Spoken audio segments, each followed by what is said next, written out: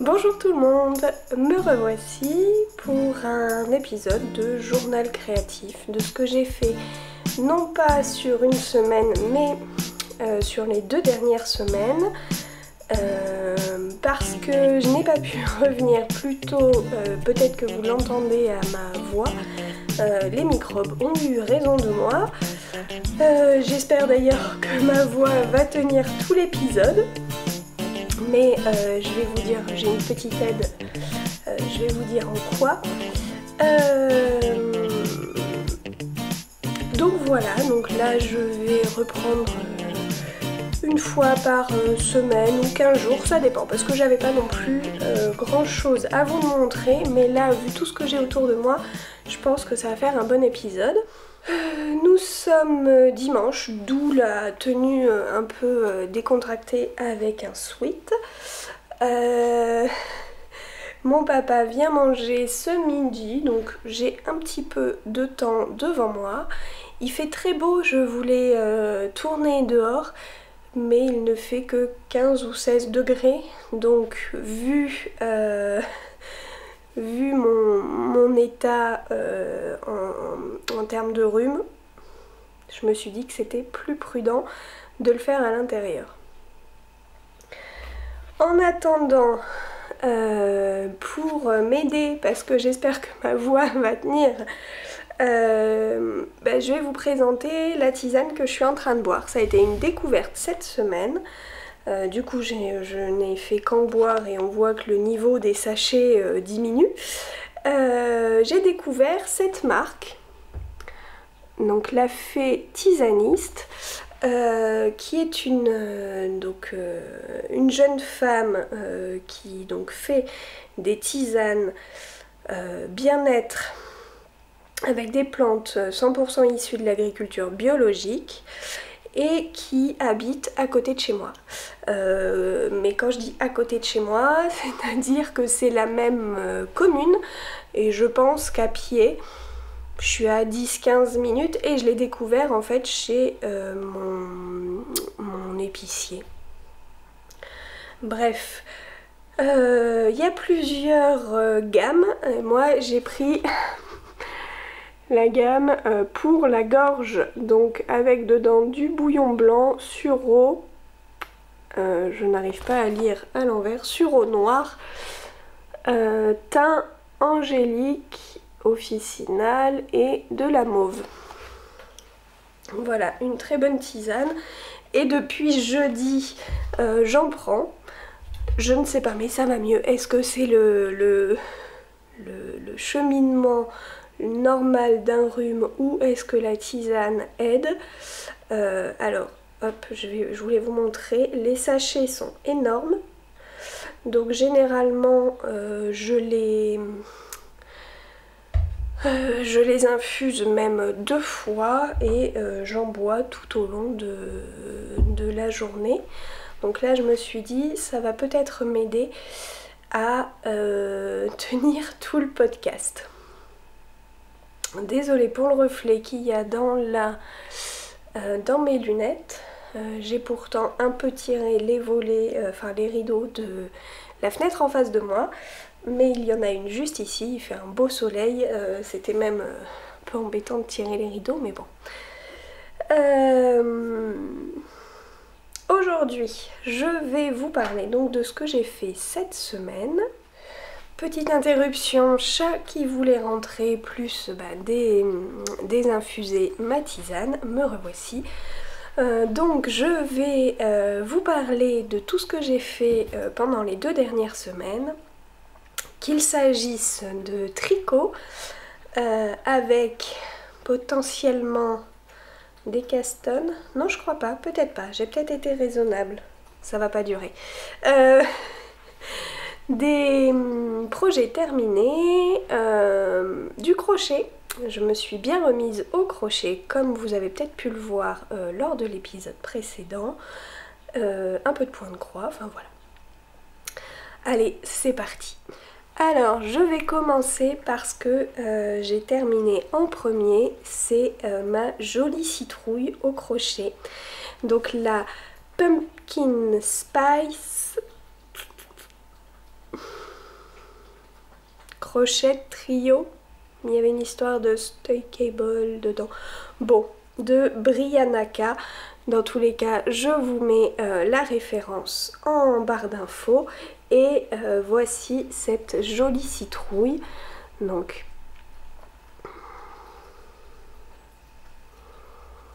elle est crochetée avec un point qui est expliqué dans ce tuto gratuit.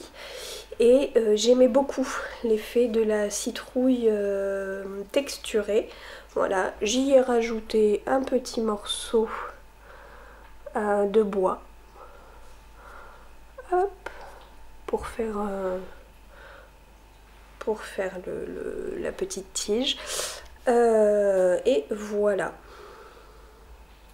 Mon coton était peut-être plus épais de ce qui était recommandé. Donc du coup le dessous n'est pas très joli, le dessus pas très fermé, mais comme on la pose comme ceci, elle fait très bien l'affaire. Je la trouve très jolie. Je l'ai crochetée dans le coton de chez Action. Un coton donc qui fait 150 mètres pour 100 grammes. Voilà, le coloris, je crois qu'il n'y a pas de numéro. J'ai un petit numéro au-dessus du code barre. Est-ce que c'est ça? Le 4. Qui est un rouille un peu rosé, je trouve. Voilà. Toujours est-il que j'étais bien contente de me faire ma citrouille. Le point n'est pas... alors c'est une répétition sur 4 rangs. 2 rangs avec des mailles serrées et 2 rangs avec le point là qui fait le point en relief, qui n'est pas des plus... Bon, ça va, mais j'étais bien contente de la terminer. Ensuite, tout récent, j'ai terminé mon Close to You. Hop. Donc c'est le châle, j'ai même pas assez de recul pour vous montrer exactement en entier. C'est le châle de Justyna Lorkowska. Et donc c'est un châle, je ne sais toujours pas si ça s'appelle comme ça. Pour moi c'est une queue de dragon avec la finition comme ça en pointe. Je l'ai porté hier toute la journée. C'est un châle à la fois léger qui fait office de petit foulard et c'était bien agréable. Il me semble que je l'ai tricoté en 3,75, mais dans tous les cas je pense avoir renseigné ma fiche Ravelry. Pareil, je vous mets le lien en dessous. Donc c'est un châle, hop, qui se commence par ici. On fait cette petite bande de trou-trou, hop, et puis en fait on va augmenter. Donc vous allez avoir tout le temps la partie de trou-trou, et là au fur et à mesure on va augmenter la partie de point mousse. Voilà. Donc il se tricote en aller-retour. Il y a donc, je crois que ça se fait sur une dizaine de rangs, la répétition, et on le répète 18 fois. Hop, jusqu'à arriver à ces grands, enfin ce long rang, et on termine par une finition en picot. Alors mes picots sont tout petits, je les ai pas bloqués plus que ça, mais voilà. Hop, au porté, ça donne quelque chose comme ça. Donc on voit, hop, la partie aile de dragon. Est-ce que c'est une aile? Est-ce que c'est une queue? Bon bref. Très bien. Et alors pour moi qui en ce moment ai la gorge un peu fragile, topissime. Tellement topissime que mon chéri aimerait bien... alors, il a voulu me le piquer, mais il s'est dit oh non c'est pas mes couleurs. Donc on est tombé d'accord sur le fait que je lui en refasse un. J'ai mon idée parce qu'il m'avait aussi il y a très longtemps choisi une pelote avec laquelle je n'ai toujours rien fait. Donc je pense que c'était une Zauberball, je vous en ai déjà parlé, mais je vous la remontrerai quand je le commencerai. Je pense lui faire le châle avec. Pour ce fil là, c'est les chevaux que j'avais dans ma box, dans mon calendrier de l'Avent de chez Au Fil de Russe l'an dernier.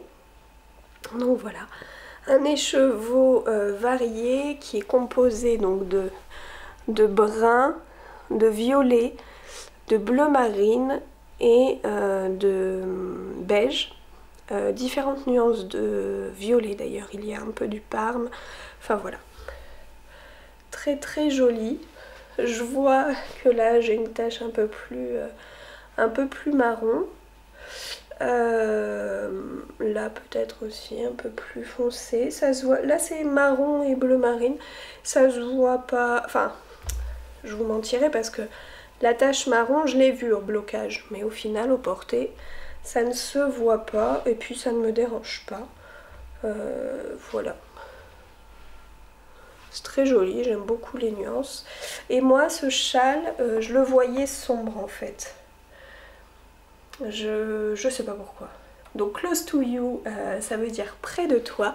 Petit coucou à Sophie au fil de la ruche, donc avec qui je l'ai tricoté. Je l'ai tricoté donc avec Sophie et avec Pauline. Sophie en a fait un cal tricoton octobre rose, puisqu'elle le fait, elle l'a fait en rose. Pauline aussi. Moi je suis restée sur mon combo en me disant que je tricoterais autre chose pour octobre rose. Ça n'a pas été le cas, donc ça sera peut-être novembre rose ou décembre rose. Donc voilà, très contente de mon petit châle Close to You, et effectivement ça sera pas le seul. Pauline en a fait 3 et je comprends en fait, c'est vraiment zéro cerveau, hormis la petite bordure, et ça se fait une fois que c'est démarré, ça se fait tout seul. Le démarrage est un petit peu plus compliqué, mais après ça se fait tout seul. Pour mon chéri, je sais pas, peut-être que je vais adapter, ne pas lui faire les trous et finir par un I-cord plutôt que par une... je ne sais pas, peut-être que je lui referai exactement le même. Et enfin, tout fraîchement terminé d'hier soir, j'ai crocheté un petit sorcier de chez Lulu Compotine. J'ai même oublié, tiens, de lui faire les petites joues roses avec un petit peu de blush. Accompagné de son petit fantôme, trop chou, moi je trouve, c'est trop craquant. Voilà. C'était un... Alors, la base, entre la tête, le corps et la collerette, c'est le tuto des Tutti Frutti. J'avais participé au cal de Madeleine, de Line Tricot, au printemps. J'en avais fait un tout petit qui doit être grand comme ça. Et j'avais commencé la tête pour en faire un grand. En fait j'avais commencé par la tête, puis j'avais fait le petit, donc la tête était restée un petit peu de côté. Je me suis dit, quand j'ai vu que Lulu Compotine offrait le patron du chapeau, bah, je me suis dit allez, je reprends ma tête. Je crois que j'ai peut-être eu un... Non, je crois qu'elle était... Ah non, non, non, je dis des bêtises, je m'étais arrêtée à la moitié, il fallait que je la rembourre. Donc je l'ai rembourrée, je l'ai terminée. J'ai fait le chapeau, ça c'était sur un dimanche après-midi, et puis c'en était resté là. Dommage. Donc hier, je me suis poussée un petit peu pour faire le corps, la collerette et enfin les bras. Les bras, qu'est-ce que je comprends Madeline, les bras c'est franchement pas top. Et puis alors dans du noir, donc c'est à dire que je ne voyais absolument pas ce que je crochetais. Et le petit fantôme que j'ai terminé très tard hier soir parce que je voulais absolument le faire. Après on expose le petit fantôme et la collerette au soleil. Enfin à la lumière, ce hier soir, vu l'heure qu'il était, il n'y avait plus de soleil. On éteint la lumière et c'est phosphorescent. J'adore. J'adore, j'adore. J'adorais ça quand j'étais petite, je l'ai dit à mon chéri, et j'adore toujours ça quand je suis adulte. Le chapeau, je peux l'enlever, du coup ça me fait un petit sorcier un peu chauve et autant là il peut avoir un air de Harry Potter, d'ailleurs j'ai commandé des petites lunettes pour lui fixer, autant là on est peut-être plus sur Voldemort. Bref, je pourrais lui accrocher son chapeau, mais je me dis qu'il est... Il est bien comme ça mon petit sorcier avec un chapeau amovible. Et je vais donc vous parler des fils que j'ai utilisés. Alors, en coton noir, j'avais commencé avec un reste que j'avais... Est-ce que j'ai une étiquette? Attendez, je vous sors tout. Hop, oui. J'ai commencé avec un reste de Drops Muscat et donc c'est le coloris numéro 17, le noir. C'est avec ça que j'ai commencé le chapeau qui se commence par en haut. Donc le chapeau est à retrouver sur le compte Instagram de Lulu Compotine. Gratuit, je crois qu'elle l'a offert aux alentours du 20 octobre. Il se crochette donc de la pointe avec un petit effet chapeau tordu jusqu'au bord. J'y ai ajouté donc le coloris orangé rouille de chez Hop, on verra pas, Rikorumi. C'est le coloris 25. Alors attendez, je refais, hop là, ma petite pelote. Donc voilà. Et je crois que à la fin du chapeau, j'étais en panne de noir. Mais c'était sans compter sur Céline, coucou Céline si tu passes par là, qui m'avait donné des petits restes de coton et notamment un beau reste de noir de chez Encore. Donc la marque, c'est la Creativa Fino. Et le coloris a été barré, donc je ne pense pas que ce soit le numéro de celui-ci.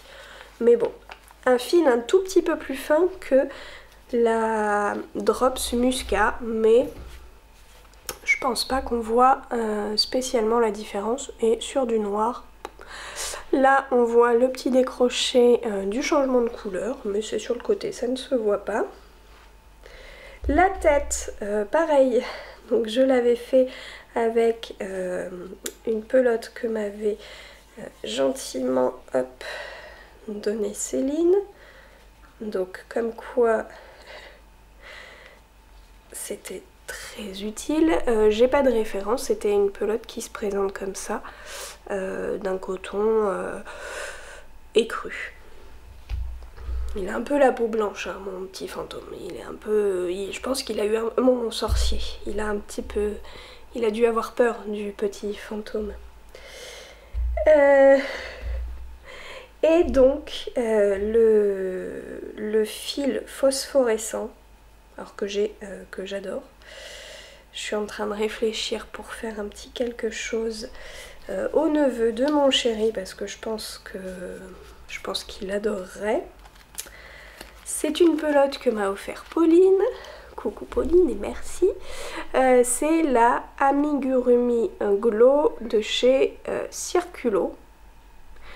Donc c'est une pelote qui fait 105 mètres au 50 grammes.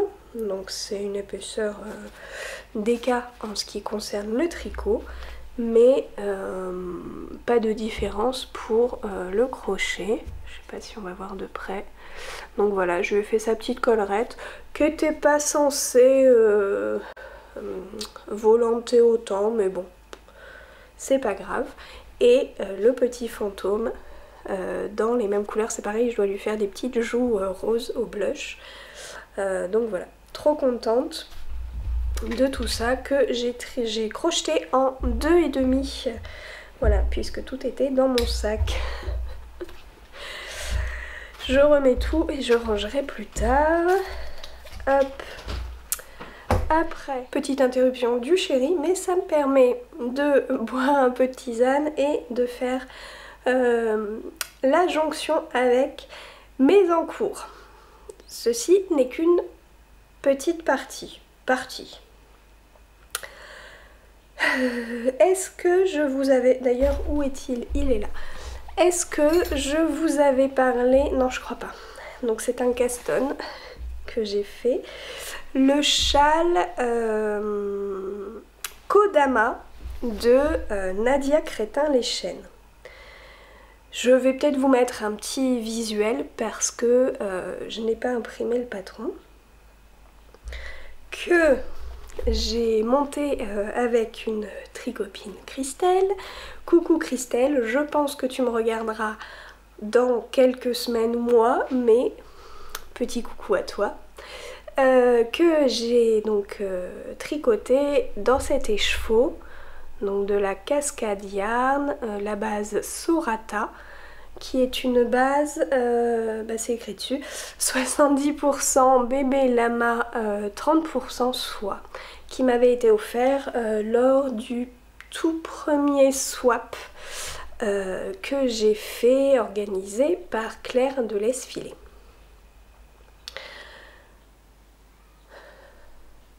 Oui, il me semble que c'est à cette occasion qu'on me l'a offert.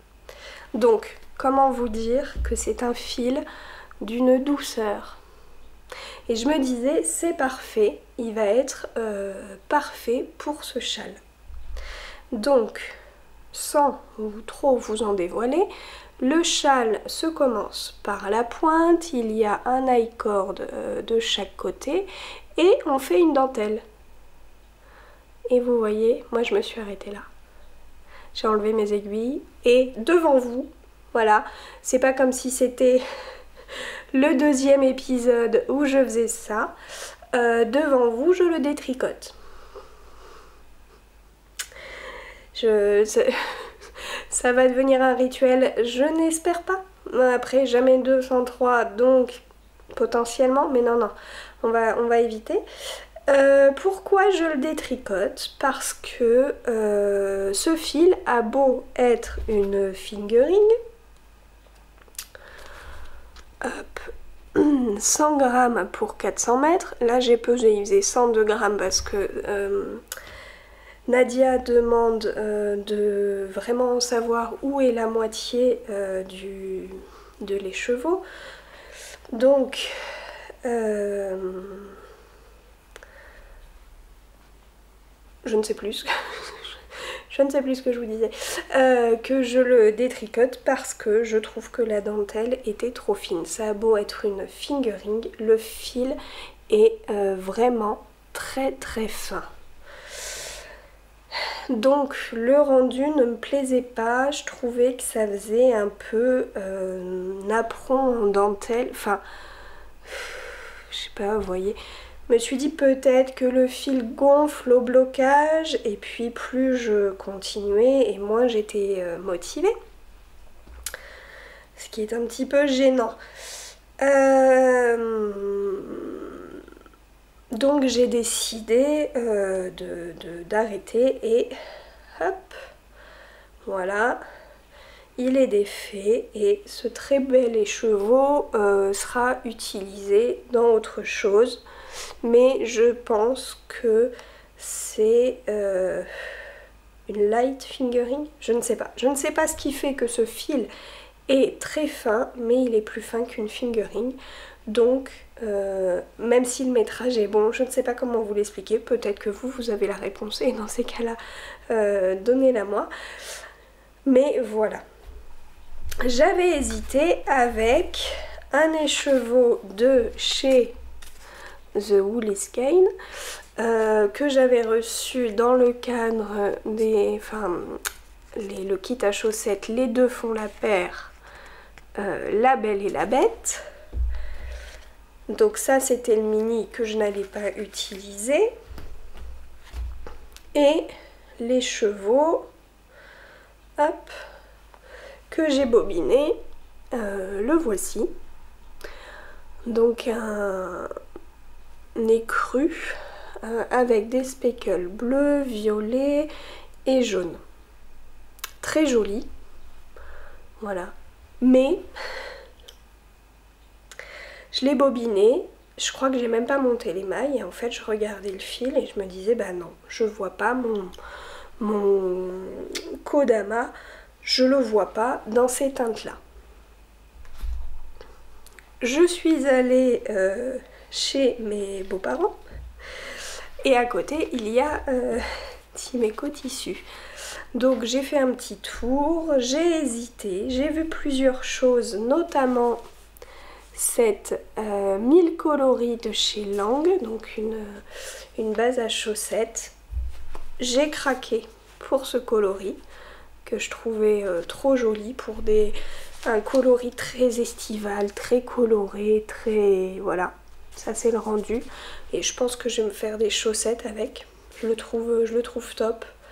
Enfin voilà, j'aime beaucoup la couleur. Et mon chéri me dit bah ton châle tu pourrais le faire dans celui-là, c'est pas du tout le même rendu, là ça fait plus fondu. Donc je lui dis oui mais bon, est-ce que je vois d'un côté la torsade et de l'autre je sais pas, j'étais pas des masses convaincue et je passe devant un échantillon du fil Vaya, donc de Lang. Donc la 1000 coloris, c'est une laine à chaussettes, je vais vous donner la composition, 73% laine vierge, 25% nylon et 2% polyamide pour le fil qui brille, que vous voyez peut-être.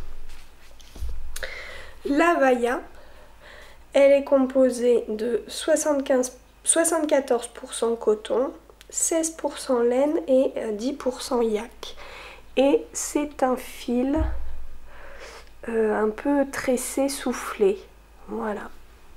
Donc ça, c'est le coloris à rallonge. Voilà. Et en fait, il est d'une légèreté. Donc j'ai papouillé l'échantillon que Sandrine de chez Timeco avait fait et je me suis dit bah oui c'est ça que je veux pour mon châle. Et voici le début. Donc voici ah je vous montre à l'envers. Je pense qu'il est aussi beau à l'envers qu'à l'endroit. Donc il se démarre par la pointe et après on attaque le diagramme de dentelle avec la partie point mousse qui augmente. Voilà. Donc mon futur châle, châle écharpe, puisqu'il suffit d'avoir un écheveau, donc moi 2 pelotes. C'est bien de la fingering pour 200 mètres pour 50 grammes. Et ça sera un châle très automnal par sa couleur, par sa légèreté, mais il reste doux. Enfin voilà. A priori c'est plus un fil d'été, mais bon, de l'été avec de la laine et du yak, voilà.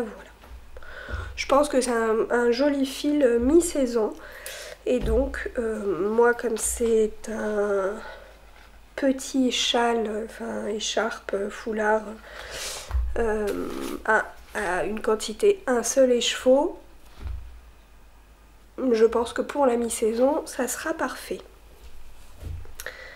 Ensuite, dans cette pochette, je ne l'ai pas faite moi-même, je l'ai trouvée sur Françoise Saget. Elle était en promo, j'ai fait oh, ça fera une pochette parfaite pour le tricot. J'ai dedans, alors là pour le coup j'ai photocopié le modèle que je ne sais pas prononcer.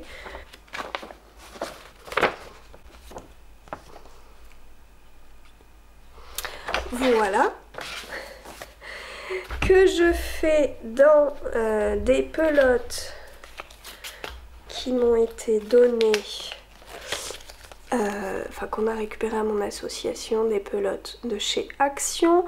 Donc ça c'est le fil 100% acrylique dans un coloris. Est-ce que j'ai un numéro? Le numéro 19. C'est un coloris vert émeraude. Alors j'ai dû rebobiner ma pelote parce qu'elle partait dans tous les sens, intérieur, extérieur. Je l'ai rebobinée.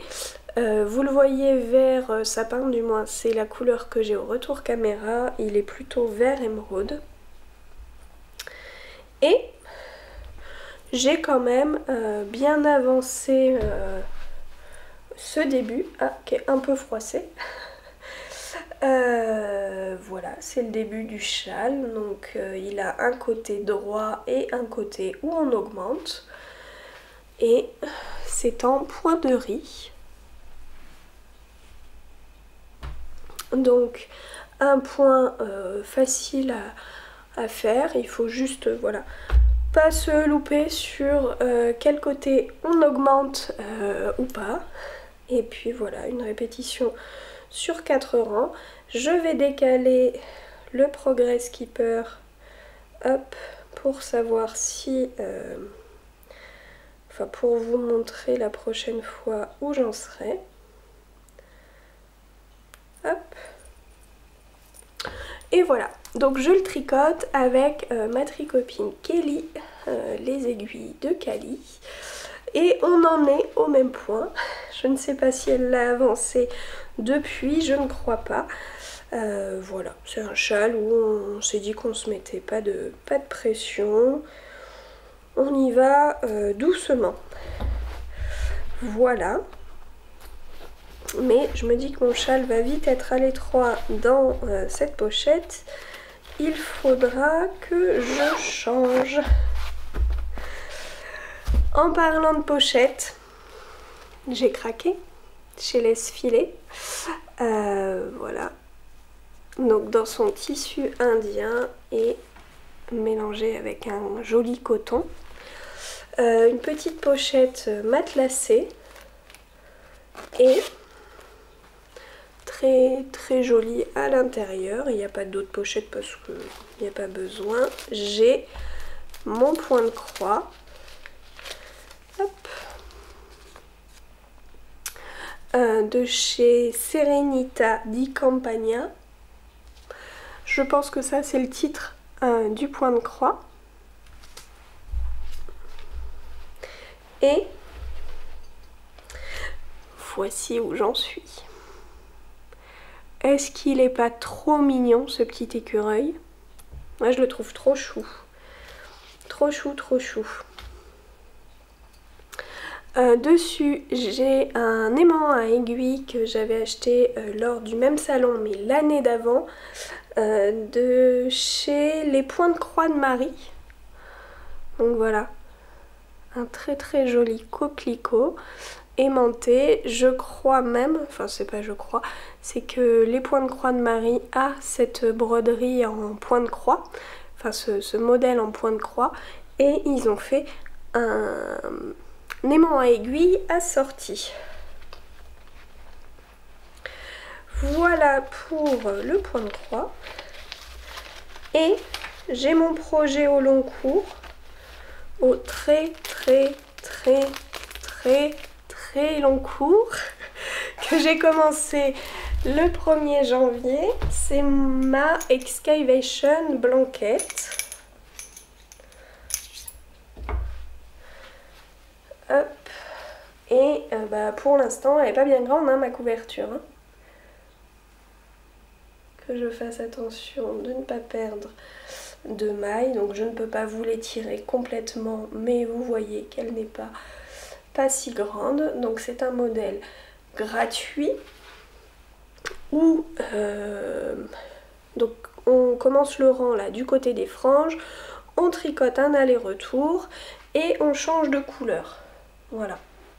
Donc moi je suis organisée avec toutes mes pelotes dans ce pochon là, donc c'est des pelotes d'acrylique, et j'ai aussi une grande corbeille. Quand la couleur est tricotée, hop, ça va au fond de la corbeille. Donc là, de cette nouvelle répétition, j'ai tricoté 3 couleurs. Une fois que c'est tricoté, hop, ça va là. Et quand toutes les pelotes du pochon sont passées dans la corbeille, je les remets dans le pochon, je retire au sort et je tricote, histoire que toutes les couleurs soient présentes à tour de rôle une fois. Il y a juste les coloris noir et rouge que j'alterne parce qu'ils sont un peu plus forts, un peu plus épais. Mais voilà. A priori, la dernière fois... Alors attendez, je vais quand même sécuriser mes aiguilles. Ça va faire un peu gling gling, mais bon. Attendez, je vais essayer de ne pas le bouger trop. La dernière fois où je vous l'avais montré, j'en étais là. Donc sachant que je la tricote que le dimanche soir. Donc maintenant les rangs sont de plus en plus longs. J'en fais 2, 3 par dimanche soir, mais pas beaucoup plus. Et voilà tout ce que j'ai tricoté. Donc je vais pareil, hop, mettre mon joli Progress Keeper qui m'avait été offert. Je le remets à jour et voilà. Donc cette couverture, je la tricote avec Tiffen de la chaîne Tif Bricole qui a sorti là un épisode tout récemment. Donc je vous encourage à aller lui mettre un petit commentaire parce qu'elle revient après de nombreux mois d'absence. Et je tricote aussi avec Marianne Laine et Lune qui fait un autre modèle de reste, qui était parti sur celle-là il me semble et puis qui a changé. Enfin voilà. Donc mais bon, c'est vraiment une couverture qu'on tricote très doucement. C'est pas dit d'ailleurs que courant décembre, elles repartent un petit peu en hibernation. Je mettrai plus d'1 an pour la faire, tant pis. Voilà pour mes encours. Je vous parlais broderie et j'ai eu un joli cadeau de la part de Sandrine au fil des saisons que j'ai vu au Tricoté de Bordeaux, qui m'a offert un classeur avec de quoi ranger en fait des échevettes. Je ne connaissais pas ce système. Donc voilà, c'est des petites pochettes dans lesquelles on range les échevettes de broderie. Donc je trouve ça chouette. Et les feuillets hop, sont de la marque, vous allez peut-être pas le voir, sont de la marque DMC. Bon, ça se voit par transparence, faites-moi confiance. Voilà, elle m'a fait un autre cadeau mais je vous en reparle à la fin du podcast. Je parlais donc de ma... Tout est plus ou moins lié. Je vais passer au projet. que j'aimerais faire quand je ne sais pas trop. Et donc je vous parlais de Tiffen, Tif Bricole. Et pas plus tard qu'hier, on s'est envoyé quelques messages et on s'est parlé de notre pelote léopard de chez Fil d'Art. Donc le fil Léo Concept, une énorme pelote. Je la mets à côté de ma tête, hein. Une énorme pelote. Et avec une pelote, vous pouvez faire un pull. On aimerait faire a priori le même pull. On partirait sur le No Frills de Petite Knit. Donc il y a de grandes chances pour que je le démarre incessamment sous peu. Je l'ai acheté en mai cette année, quand je suis allée voir ma tante au Mans et je suis allée à la mercerie d'Amy, qui est au Mans. Oui, je ne dis pas de bêtises. Donc voilà, j'ai bien envie de la tricoter. C'est un peu les couleurs automnales, pull léopard, etc. C'est un petit peu ma lubie. Donc voilà. Interruption par mon papa qui vient d'arriver, donc je vais me dépêcher de conclure. Je crois que tout le monde m'aura interrompu aujourd'hui. Donc en dernier projet, pareil chez Timeco Tissu à la traîne, j'ai trouvé deux pelotes de Katia Aran Merino Aran. Donc le métrage, ça fait 155 mètres pour 100 grammes et 52% laine, 48% acrylique. Mon chéri m'a aidé à choisir pensant que c'était pour me faire un bonnet. Mais non, c'est pour lui faire un bonnet et j'aimerais lui faire le bonnet Louis de Loli Pelote. Voilà, qui m'a offert le patron pour me remercier d'avoir testé ses chaussettes Margeride. Donc ça sera les deux choses que je veux lui faire, le Close to You et le bonnet Louis. Ça sera soit pour son calendrier de l'Avent, soit pour son Noël. Voilà. Après, j'ai regardé l'épisode de Clément, Monsieur Knitting, que vous connaissez sans doute. Et il parle d'un projet, le projet tire-laine, une tirelire à laine qu'il va se faire. Il va mettre un certain montant en fonction des ouvrages terminés, des ouvrages commencés, des pelotes terminées, pelotes ou écheveaux terminés, et de l'utilisation de ses restes. Pour se faire une grosse cagnotte pour le Knit It, pour donc octobre 2025. Je ne pense pas que j'irai au Knit It, mais dans la région bordelaise au mois de mars, il va y avoir le salon Entre deux laines. Donc je pense qu'il est temps de préparer un budget. Donc je me suis préparé mon pot et voilà, je vais faire ça. Je pense que vu que moi le temps est très restreint, je vais y inclure les projets terminés au crochet, sachant que ça a commencé le 1er novembre. Donc j'ai terminé mon Close to You et mon petit sorcier. Donc je crois que c'est 2 € par... Donc c'est le tarif qui s'est fixé, mais je pense que je vais faire pareil. 2 € pour l'ouvrage terminé. Donc 4 €. Bon, vous me direz, avec 4 € je vais pas aller bien loin, mais ce n'est que le début. Et pour finir, je voulais vous parler lecture. J'ai lu récemment, donc il date de la rentrée littéraire, le dernier roman de Gaël Faye, donc qui est un chanteur que vous connaissez peut-être, qui avait déjà écrit Petit Pays il y a quelques années. Là, il a écrit Jacaranda, donc un roman, je sais pas comment vous dire, il est poignant. Ça commence par, en fait, on suit la vie d'un jeune garçon, Milan, qui a une mère rwandaise et un papa franco-belge, quelque chose comme ça.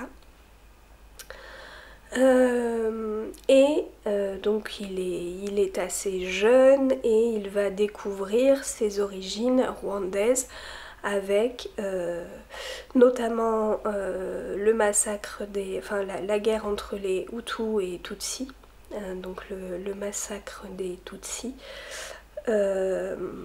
plus ou moins aux actualités au départ, puis avec un voyage au Rwanda, etc.